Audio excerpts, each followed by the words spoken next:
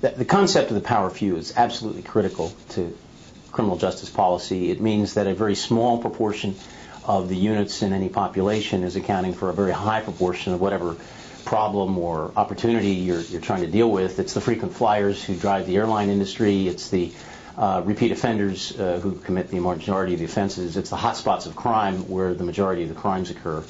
And once we identify these high-risk targets, we can completely transform the entire enterprise of crime prevention, just as businesses have done very successfully. But we haven't really made the most of the power few yet. So that's why we have to keep talking about it, even though people say, yeah, I understand that. Yeah, but why don't we do something about it? That's the question.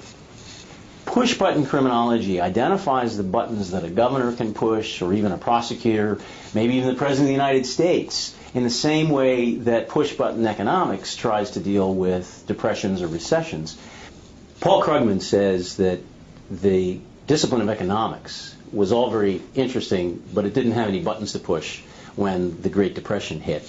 And what John Maynard Keynes did was to transform a very interesting field into a very useful field by identifying the buttons that governments could push to try to get the economy restarted. And so he talked about deficit financing and interest rates and the supply of money as all being critical to creating more consumer demand, which would then drive up the employment rate. So his model of the buttons to push when economies get into trouble got discredited when they pushed too many buttons in that direction and caused inflation in the 70s.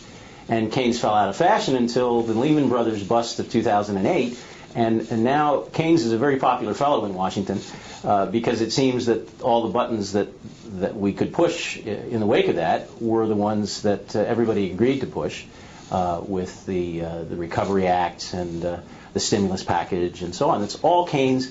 It's all inconceivable before Keynes because nobody ever thought that it was legal or wise for governments to do those kinds of things.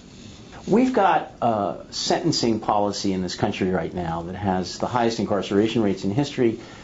We still have too much violent crime. Maybe we don't have enough police. The question of how you push these buttons and who can push them has never really been raised before.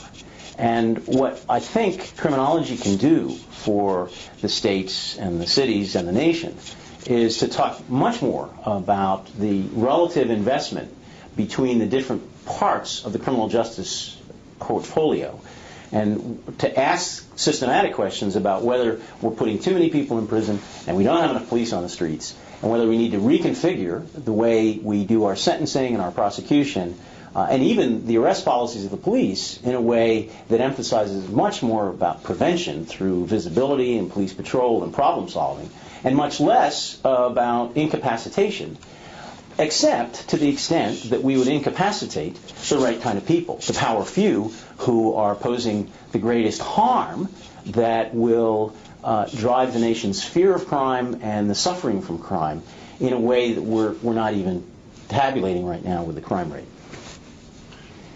Part of the idea of push-button criminology is to put together all of the decisions that affect criminal justice at the local, state, and national level.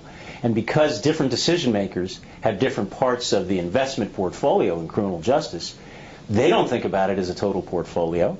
The only people who should think about it are the taxpayers who have to pay local, state, and federal taxes.